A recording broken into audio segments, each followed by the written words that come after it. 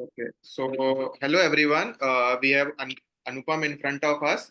So Anupam, please introduce yourself. Good afternoon, sir. First of all, thank you for giving me this opportunity to introduce myself. I am Anupam Ghosh. I am from Bardhaman, West Bengal.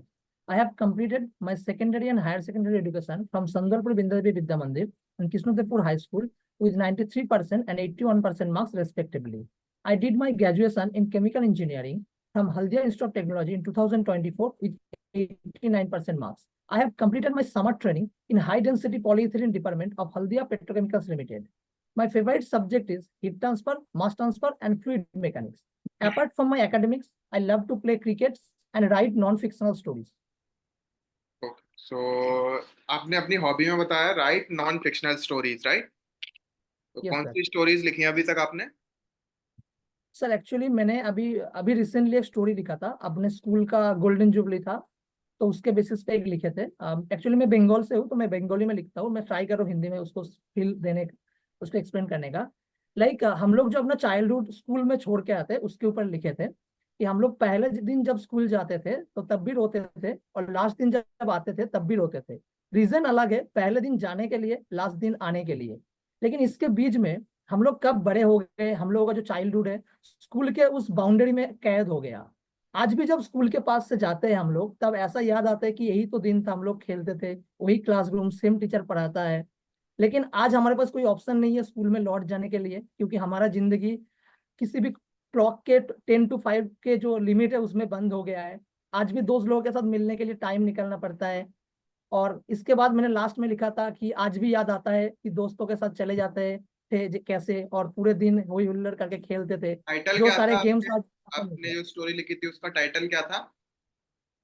Actually Bengali में था फेलियासा शैशव, मतलब left the childhood. Left the childhood. Okay great. तो आप born and brought up West Bengal में ही हुए हैं, आपका एजुकेशन भी वेस्ट बंगाल से हुआ है, ओके यस राइट? सर। तो अभी तक आप वेस्ट बंगाल से बाहर नहीं गए, right? No sir. And do you know कि आईओसीएल एक ट्रांसफरेबल जॉब है, so will you be able to adopt this situation? Yes, sir. I don't have any problem regarding the location because I can quickly adapt the new things in new areas. So that's why I have no problem regarding the situation or location. So West Bengal में एक refinery है IOCL की। कितनी capacity है उसकी? Sir, Haldia में जो refinery है आईओसीएल का, उसका कैपेसिटी है 8 million metric ton per annum. तो million metric ton per annum को आप कैसे डिफाइन करेंगे? सर बेसिकली कितना अमाउंट का क्रूड ऑयल उसमें प्रोसेस होता है रिफाइनरी में, उसके बेसिस पे हम लोग रिफाइनरी का कैपेसिटी को जज करते हैं, तो, कैलकुलेट करते हैं। तो ये कैलेंडर ईयर में होता है कि एक फाइनेंशियल ईयर में? सर एक फाइनेंशियल ईयर में, एक फाइनेंशियल ईयर में होता है। तो million metric ton per annum, जैसे suppose 8 million metric ton per annum है, सो 8 × 10⁻⁶ कितना आएगा इसमें? 10 to the 6। 10⁻⁶, ओके।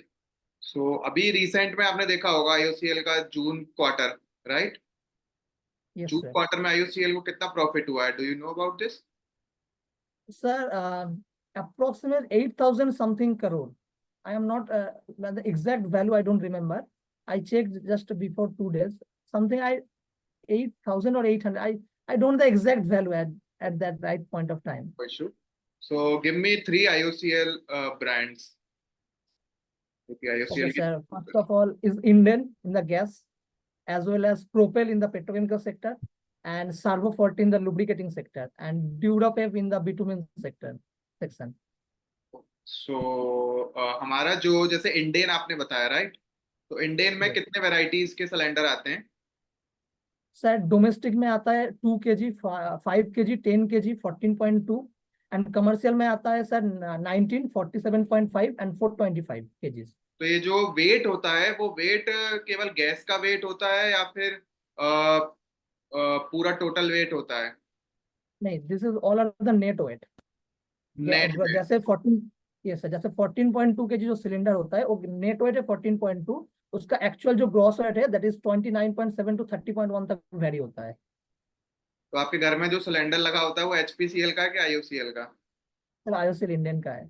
आईओसीएल का, ओके। और जैसे आप पेट्रोल पंप पे जाते हैं तो आप क्या क्या नोटिस करते हैं पेट्रोल डलवाने से पहले?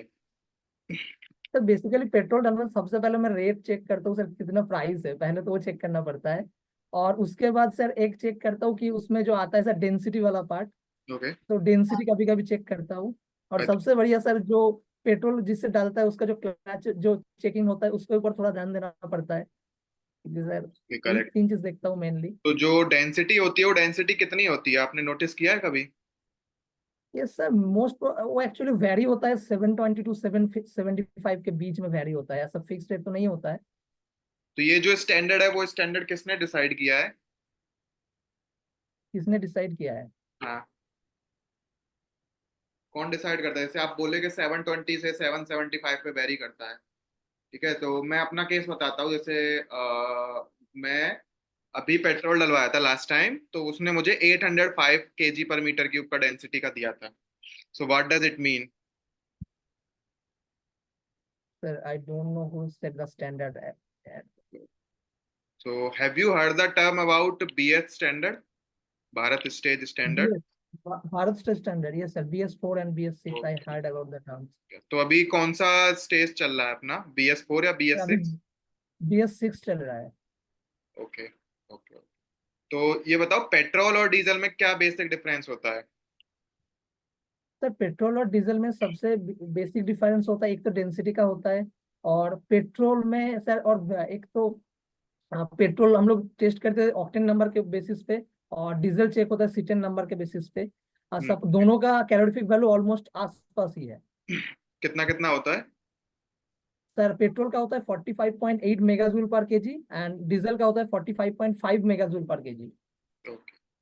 तो अभी आपको ऐसे पता होगा कि आप स्टॉक मार्केट में ट्रेडिंग वगैरह करते हैं? नहीं सर। ओके, नहीं करते अभी। या फिर अभी आईओसीएल का क्या शेयर प्राइस चल रहा है, अगर आपको आइडिया हो तो? सर 300 के ऊपर चल रहा है शायद, मैंने कुछ दिन पहले कहीं तो देखा था, तो ये 300 के गलत है, ऊपर शायद। एक बार फिर चेक करना, Yes, sir. ठीक है? और ये मुझे ये बताइए कि आईओसीएल का लास्ट फाइनेंशियल ईयर का प्रॉफिट कितना था? सर 39,619 करोड़ इस profit in last financial year 2023-24 में। 2023-24 फाइनेंशियल ईयर में, राइट? Yes sir. तो आप आपकी क्या एक्सपेक्टेशंस है आईओसीएल को लेके? सर आईओसीएल से लेके एक्सपेक्टेशन जैसे, अ, मतलब आईओसीएल अभी न्यू सस्टेनेबल एनर्जी डेवलपमेंट के ऊपर काम कर रहा है, लाइक ग्रीन हाइड्रोजन प्रोडक्शन हो गया, इथेनॉल 100 के ऊपर। तो I want to work in that sector as well as to serve for my nation in the energy sector, and I can contribute my self my knowledge and experience to continuous supply the energy in our countries, that is priority for nation development and infrastructure improvement. तो अभी green hydrogen के कुछ कुछ project चल रहे हैं IOCL के, किन रिफाइनरीज में यस सर। चल रहे हैं वो आईओसीएल, आप बता सकते हैं? आइडिया है? सर आईओसीएल मथुरा रिफाइनरी में चल रहा था, जिसका कैपेसिटी था 10,000 किलोटन पर एनम। और सर और तो अभी याद नहीं आ रहा है, ये याद अपार्ट था। फ्रॉम आईओसीएल और कौन एनर्जी ग्रीन एनर्जी सेक्टर में वर्क कर रहा है? क्योंकि आपने बोला है कि आप ग्रीन एनर्जी सेक्टर में वर्क करना चाहते हैं, तो रिलायंस भी ग्रीन एनर्जी में वर्क कर रहा है, और वो तो काफी वास्ट एनर्जी सेक्टर है। उसकी तो एक ही कैपेसिटी 34 और 33 कैपेसिटी है गुजरात में। तो आप रिलायंस के साथ वर्क नहीं करना चाहेंगे तो why IOCL? Sir, joining IOCL may be dream for others, but for me it's an emotion. Because during my college days, I was unable to got an internship opportunity in IOCL Haldia refinery, and that day I make my aim that I will definitely join IOCL and started preparing for GATE. And sir, why not IOCL? IOCL is one of the largest marathon of our country. It has hold 94th rank among 500 Fortune global company. And being a fresher chemical engineer, I want to utilize my core chemical engineering knowledge in the energy sector of our country. And I believe that IOCL will definitely provide me the platform. Along with this, IOCL provide diversified work culture in different sector, and the job security of it also attracts me. तो ठीक है अनुपम, तो I will give you the feedback. Yes, ठीक है। sir. तो your introduction part is good, लेकिन आपने कुछ थोड़ा लॉन्ग हो जा रहा है आपका इंट्रोडक्शन, तो ट्राई करो उसको थोड़ा ब्रीफ करने का। ठीक है, उसमें से मतलब अपने जो भी आपका, ये देखो हॉबीज वगैरह बोल रहे हो दैट इज गुड, बट जो आप इंटरेस्ट बोल रहे हो अपना कि my interest is mass transfer, E transfer, तो ये सब नहीं बोलना है वहाँ पे। ओके, मास ट्रांसफर ई ट्रांसफर नहीं अच्छा। बोलना है, और आपको अपनी परसेंटेज भी वहां पे मेंशन नहीं करनी है, ना परसेंटेज ना सीजीपीए, ठीक है। आपका जो भी परसेंटेज सीजीपीए कहीं पर भी है, कोई मेंशन नहीं करना है, ठीक है। वो आपके डॉक्यूमेंट्स में लिखा हुआ है, ठीक है, ठीक है ना। अब बात करते हैं कि आपकी इंटर्नशिप, आपने हल्दिया इंस्टीट्यूट ऑफ टेक्नोलॉजी से अपनी ग्रेजुएशन की है, ठीक है। उसके बाद जी सर। आपको जो बेसिक क्वेश्चंस पूछे जाएंगे, वो देखो कोलकाता सेंटर पे मेनली जो होता है, मैं ये नहीं बोल रहा हूँ कि इस बार क्या पूछा जाएगा, मेनली जो होता है वो एचआर बेसिक पूछे जाते हैं, ठीक है। तो मैं आपका एचआर पार्टी चेक कर रहा था, और ये सारे क्वेश्चंस एचआर रिलेटेड ही हैं, ठीक है। कितना प्रॉफिट है एक बार चेक करना है, इस क्वार्टर में कितना प्रॉफिट हुआ है।